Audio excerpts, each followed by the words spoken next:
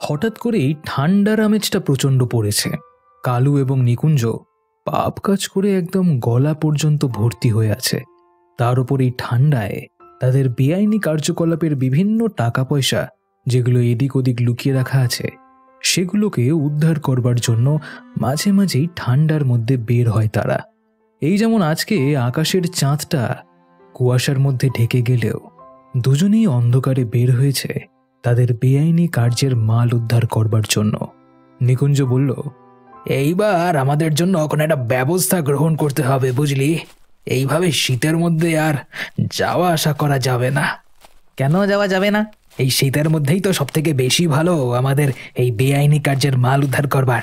বলিস কি রে, এই কথা কেন বললি? কেন আবার বলবো? কারণ এই শীতের দিনে কেউ আর বাইরে বের হবে না, তাই আমাদের যখন তখন এসে টাকাগুলো নিয়ে চলে যেতে পারবো। কি কপাল মায়েরে, এইভাবে সারা জীবনটা আমরা এদিক ওদিক করে টাকা লুকিয়ে রেখে কাটিয়ে দেব। বেআইনি টাকা তো এইভাবেই লুকিয়ে রাখতে হবে, নাহলে পুলিশের নজর পড়লে তো আমাদের গড়াতে পড়বে। তখন কি ভালো হবে? যাই হোক, কি আর করা যাবে, খেয়ে পড়ে বাঁচতে তো পারছি। এখনকার দিনে কাজকর্ম পাওয়াই একটা দুষ্কর ব্যাপার। কাজকর্ম পাবো কোথায়? এই কাজ করি, সারা জীবন খেয়ে পড়ে থাকতে পারবো। কথাটা তুই ভুল বলিসনি। এই সব আলোচনা করতে করতে তারা একটা ফাঁকা জায়গায় এসে পৌঁছলো।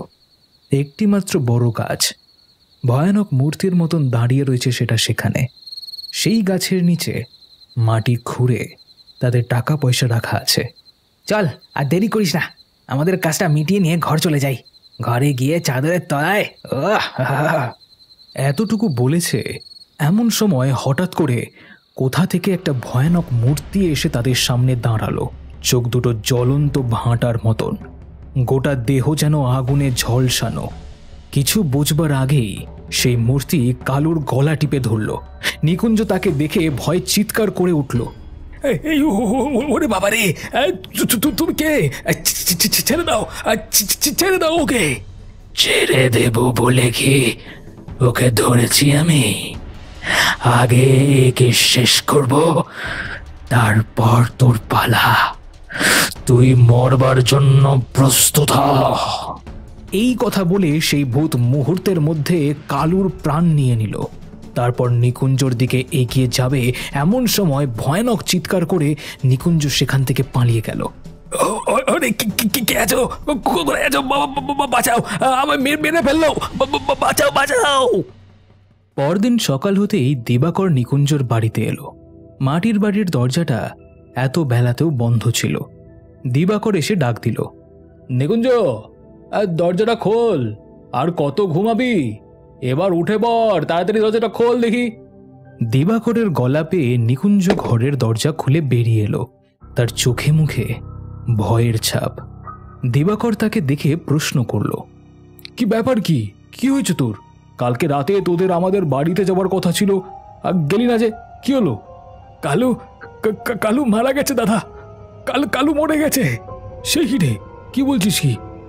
কি করে হলো এসব? দাদা, কালকে আমরা ওই পুকুর গাছের তলায় তোমার কথা মতো টাকা উদ্ধার করতে গেছিলাম, কিন্তু হঠাৎ করে সেখানে ভূত চলে আসে।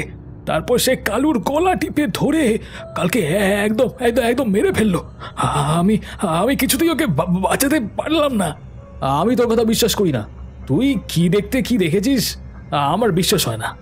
বিশ্বাস না হলে দাদা, তুমি আমার সাথে চলো, গিয়ে দেখবে। চলো, আমি তো কাল রাত থেকে ভয় খাচ্ছি। যদি আমাকেও ভূতটা এসে মেরে দিত তাহলে তো আমি এতক্ষণে মরেই যেতাম। ওরে বাবা, কি ভয়ঙ্কর রূপ! আমি এখনো ভুলতে পারছি না দাদা। চল আমার সাথে, একবার দুজনে গিয়ে দেখেই আসি জায়গাটা। এরপর তারা দুজনে পাকুড়তলার সেই জায়গাটায় এসে পৌঁছালো। নিকুঞ্জ ভয়ে ভয়ে বলল, ঠিক এই জায়গাটায় দাদা, এখানেই সেই ভূতটা ওর গলা টিপে ধরে। আমি ভয়ে ভয়ে এখান থেকে পালিয়ে যাই, না হলে আমাকেও ছাড়তো না। দিবাকর ভালো করে লক্ষ্য করে দেখল, সত্যি সেখানে মাটিতে শুকনো রক্ত আর কয়েকটা হাড়গোড় পড়ে আছে। দিবাকরের একটু ভয় হলো, কিন্তু সে বুঝতে পারল না হঠাৎ করে এখানে ভৌতিক উপদ্রব শুরু হলো কেন। তাহলে কি হবে রে নিকুঞ্জ? এই ভূত কে? হঠাৎ করে তোদের উপর আক্রমণ করলই বা কেন? দাদা, আমরা অনেক পাপ কাজ করেছি গো, তাদেরই কেউ একজন আবার ভূত হয়ে আমাদেরকে শাস্তি দিতে আসেনি তো? সেই রকম যদি হয় তাহলে এখনই কেন আসছে, আগে কেন আসেনি? না না, আমার মনে হচ্ছে এগুলো কোনো মানুষের কাজ। আমাদের টাকার হদিশ পেয়ে গেছে নিশ্চয়ই। নিশ্চয়ই সে জানে আমরা কোথায় টাকাগুলোকে লুকিয়ে রাখি, আর সেই জন্যই আমাদেরকে ভয় দেখিয়ে এখান থেকে হটাতে চাইছে। ঠিক আছে, তারা চাইলেই তো আর সব কিছু হয়ে যাচ্ছে না। আমিও ছেড়ে দেব না, দেখব। কিন্তু দাদা, তুমি আমার কথা বিশ্বাস করো, ওটা মানুষ নয়, ওটা ভূত। আমি যতক্ষণ না তাকে নিজের চোখে দেখব ততক্ষণ আমি বিশ্বাস করব না। মাস তিনেক আগের ঘটনা। গ্রামে নতুন পোস্টমাস্টার নিযুক্ত হয়েছিল রমেশ। সে প্রথম দিন থেকেই এসে বুঝেছিল গ্রামের পরিস্থিতি খুব একটা ভালো নয়। গ্রামের লোকেদের মানসিকতা খুবই খারাপ, তারা শুধু টাকাই চেনে।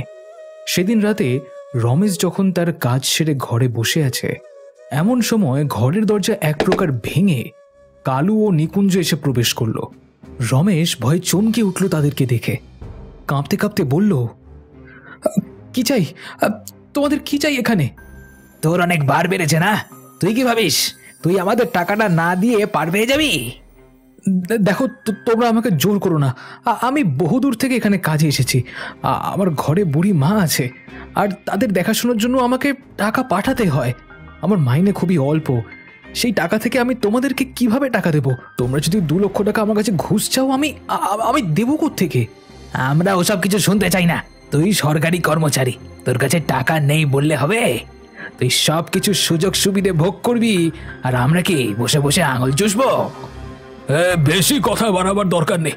ভালোই ভালোই আমাদের 2 লক্ষ টাকা দিয়ে দে, আর 3 মাস তোকে জ্বালাতন করা বন্ধ করে দেবো, তারপর আবার দেখা হবে। এতক্ষণ ভালো অবস্থায় বললাম, তোমরা কেউ শুনলে না। ঠিক আছে, আমি তোমাদের টাকা দেবো না, তোমরা যা ইচ্ছে করে নাও।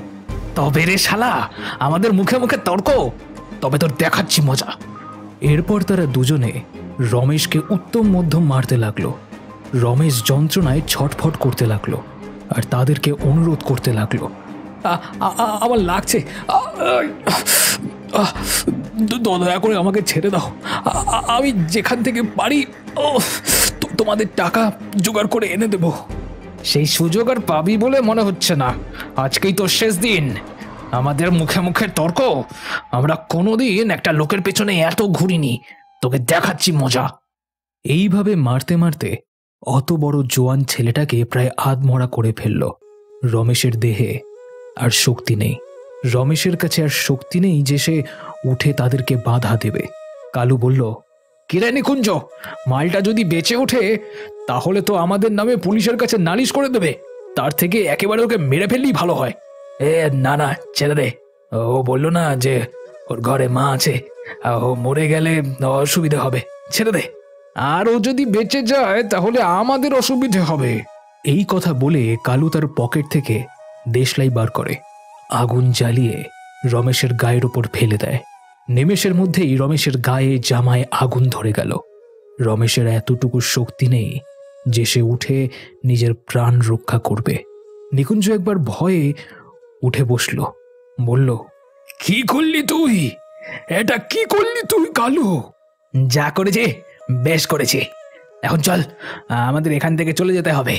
কিছু সময় যেতে যেতে গোটা ঘরটায় নিমেষের মধ্যে আগুন ধরে গেল। লেলিহান শিখা জ্বলতে লাগলো দাউ দাউ করে।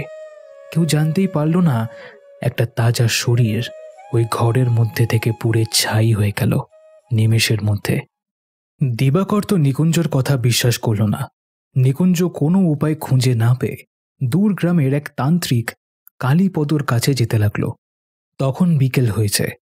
কালীপদর মাটির ঘরটার মধ্যে এসে তন্ত্রমন্ত্র জিনিস নিয়ে সারাক্ষণ থাকে। কেউ তাকে খুব একটা জ্বালাতন করে না গ্রামের। নিকুঞ্জ ঘরের সামনে এসে দাঁড়িয়ে ডাক পারল, ঠাকুরমশাই, ঠাকুরমশাই বাড়িতে আছেন?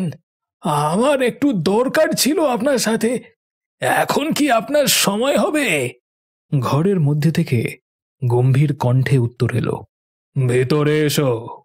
নিকুঞ্জ ঘরের ভেতর প্রবেশ করেই তন্ত্রমন্ত্রের জিনিস দেখে প্রথমে চমকে উঠল, তারপর কোনো মতে ভয় ভয় বসল কালীপদর সামনে।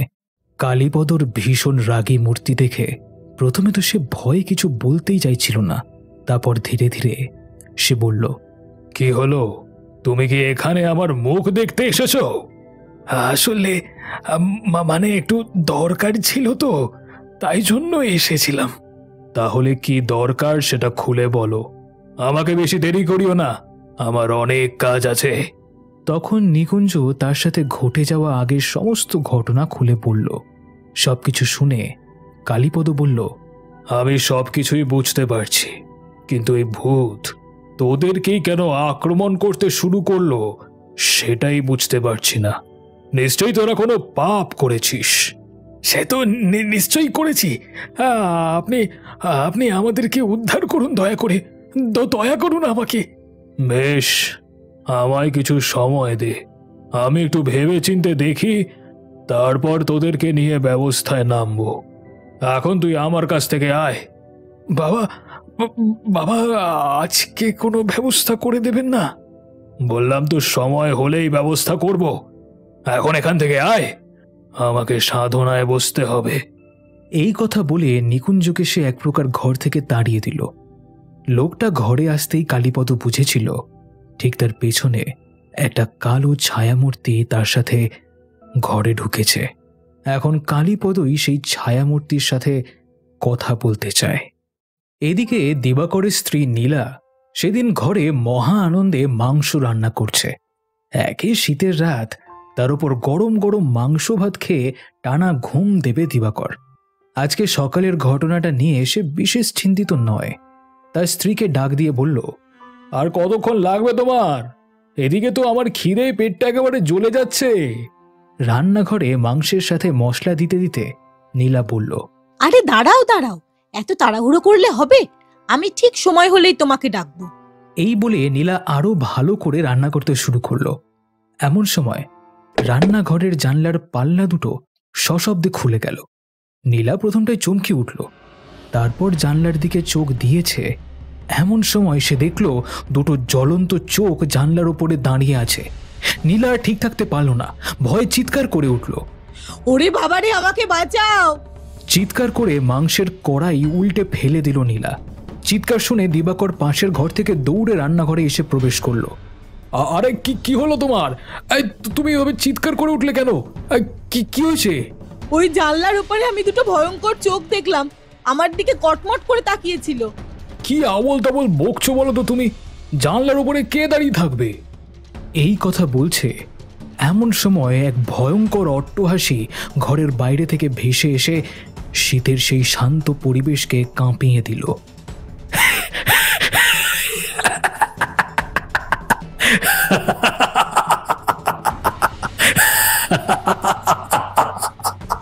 দিবাকর সাথে সাথেই তার স্ত্রীকে ফেলে দৌড়ে ঘরের বাইরে বেরিয়ে এলো। চিৎকার করে বলল, কে কে হাসে এভাবে, কে?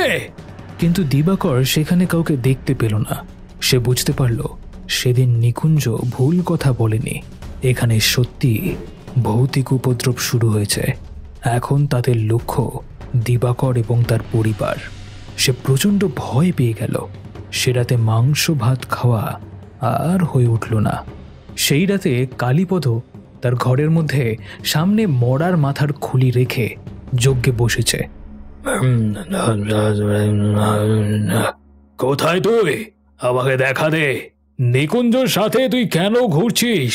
তার কারণ আমাকে বল, আমাকে দেখা দে। তারপরে ঘরের মধ্যে তার সামনে একটা ধোঁয়ার কুণ্ডলি পাকিয়ে রমেশের ভূত এসে হাজির হলো। তাকে দেখে কালীপদ জিজ্ঞেস করল, কে তুই? কি চাস এখানে? নিকুঞ্জর পিছু নিয়েছিস কেন তুই? ওই নিকুঞ্জ আমাকে শেষ করে ফেলেছিল তার বন্ধুর সাথে মিলে। ওর বন্ধুকে আমি শেষ করে ফেলেছি। এবার নিকুঞ্জর পালা, তারপর আছে দিবাকর। এদের তিনজনকে শেষ না করে আমার কোনো শান্তি নেই। তুই ভুল করছিস। ওরা তোকে কি কারণে মেরেছিল আমি জানি না, তবে এটুকু জানি ওরা পাপী। তুই যদি নিজের হাতে ওদের শাস্তি দিস তাহলে তুই ওদের পাপের ভাগীদার হয়ে যাবি। এই পৃথিবীতে তোরা সারা জীবন কষ্ট পাবি। অতএব ওদের পাপের শাস্তি ভগবানকে দিতে দে। দিবাকর আর ওর বউকে না হয় আমি ছেড়ে দিলাম, কিন্তু আমি কিছুতেই ওই নিকুঞ্জকে ছাড়বো না। ওকে আমি শেষ করবই। বেশ, আজকে রাতটা তোকে সময় দিলাম। আজকে রাতেই নিকুঞ্জকে শেষ করে ফেলে এখান থেকে সারা জীবনের মতন চলে যা। কালীপদর কথা শুনে রমেশের ভূত সেখান থেকে উধাও হয়ে গেল। এদিকে নিকুঞ্জ ঘরের মধ্যে ধূপধুনো জেলে ঠাকুরের নাম করতে বসেছে, যাতে করে সেই ভূত তার ধারে কাছে আসতে না পারে। কিন্তু সে এত পরিমাণ পাপ করে ফেলেছে, ধূপধুনো জেলেও তার কোনো কাজ হবে না। হঠাৎ শূন্য থেকে রমেশের ভূত তার সামনে এসে দাঁড়ালো। তাকে দেখেই এক প্রকার চিৎকার করে বলে উঠল, ওরে বাবারে, এই তুই আবার এসেছিস? আমি আমি কি করেছি তোর? তোর কোনো ক্ষতি আমি করিনি। তুই আমাকে দয়া করে ছেড়ে দে। আমি তো কিছু করিনি। যা করবার ওই কালু করেছে। তুই সেদিন বন্ধুকে বারণও করতে পারতিস, আটকাতেও তো পারতিস। তুই জানিস না, তুই শুধু আমার প্রাণ নিসনি, আমার মৃত্যুর খবর শুনে আমার বৃদ্ধ মাও মারা গেছে। আমি তার প্রতিশোধ তোদের কাছ থেকে নিতে এসেছি। আমি অনেক চেষ্টা করেছিলাম ওকে আটকানোর। ও আমার কথা কিছুতেই শোনেনি। শেষে আমার ভয় হয়েছিল, যদি আমার প্রাণ নিয়ে নেয়। প্রাণ তো তোকে এমনিতেই দিতে হবে। যতই ভগবানের নাম করিস না কেন, ভগবান তোকে উদ্ধার করতে পারবে না এখান থেকে। এই বলে রমেশের ভূত গলা টিপে ধরল নিকুঞ্জর।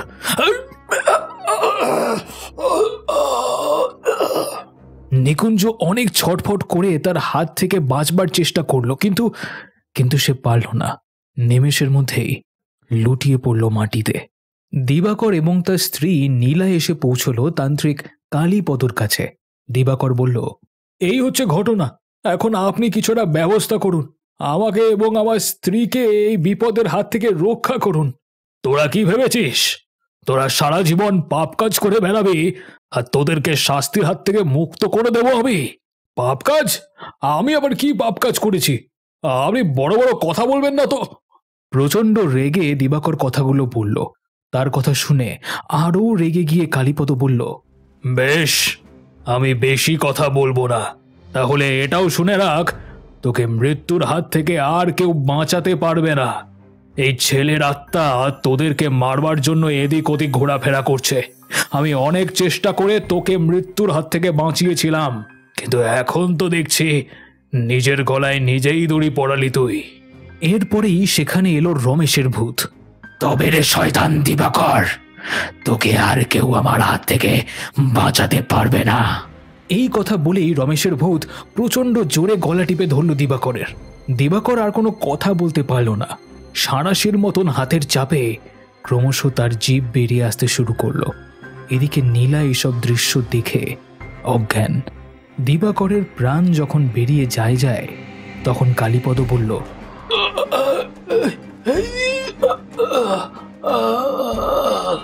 তুই ওকে ছেড়ে দে। ওর স্ত্রী না হলে একা হয়ে যাবে। মেয়েটা কোনো পাপ না করেও শুধু শুধু কষ্ট পাবে। ওকে যেটুকু ভয় দেখানো হয়েছে তাতেই ও সারা জীবন আর কোনো পাপ কাজ করবে না। কালীপদর কথা শুনে রমেশের ভূত তাকে ছেড়ে দিল। দিবাকর মুক্তি পেয়ে হাঁপাতে হাঁপাতে বলল,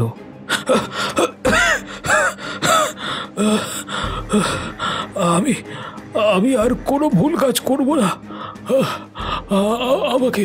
আমাকে দয়া করে ক্ষমা করে দাও। কোনোদিন আমি আর এই কাজ করব না। আমি যদি কোনোদিন দেখি তুই কোনো মানুষের জীবন নিয়ে খেলা করছিস, তাহলে সেই দিনই হবে তোর শেষ দিন। কেউ তোকে বাঁচাতে পারবে না। রমেশের ভূত সেখান থেকে উধাও হয়ে যায়। কালীপদ বলে, যদি শিক্ষা হয়ে থাকে তাহলে সব সময় মনে রাখবে, আজকের দিনে তুমি একজন ভূতের হাত থেকে প্রাণ ভিক্ষা পেয়েছ। যদি ভবিষ্যতে পাপ কাজ করো তাহলে তোমার আর রক্ষে নেই। কেউ তোমাদের পরিবারকে বাঁচাতে পারবে না।